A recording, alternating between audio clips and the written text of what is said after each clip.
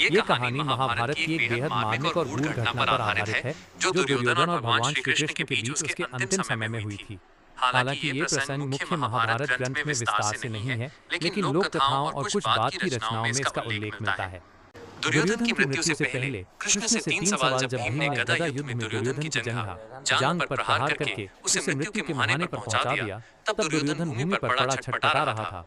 उसी समय भगवान श्री कृष्ण वहां पहुंचे। दुर्योधन ने उन्हें देखा और धीरे से मुस्कुराया।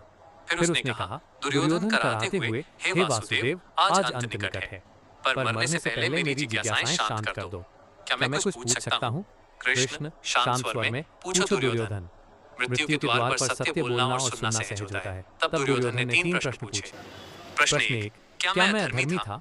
कृष्ण, हाँ, तुम्हारे कर्म अधर्म से भरे थे, परंतु तुम अकेले अधर्मी नहीं थे।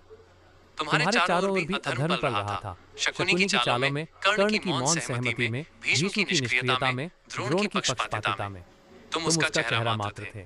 प्रश्न 2, क्या पांडव धर्मी थे? कृष्ण, नरेंद्र पांडव धर्म के मार्ग पर थे, पर पूर्ण रूप से धर्मात्मा नहीं।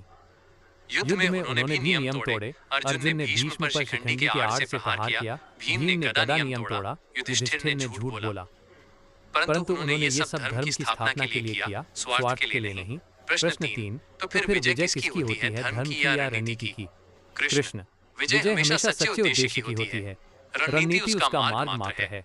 तुमने भी रणनीति अपनाई, पर उसका उद्देश्य केवल प्रतिशोध और स्वार्थ था।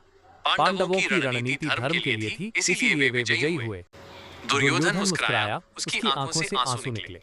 उसने कहा, अब समझ आया कि हारने वाला सिर्फ वो नहीं जो युद्ध हारा, बल्कि वो होता है जो सच्चे उद्देश्य से भटक गया। कृष्ण उसकी आंखें बंद करते हैं और धीरे-धीरे सूर्य अस्त होने लगता है। ये कहानी हमें सिखाती है कि केवल वीरता, शक्ति या नीति नहीं, बल्कि उद्देश्य की पवित्रता ही अंतिम विजय दिलाती है।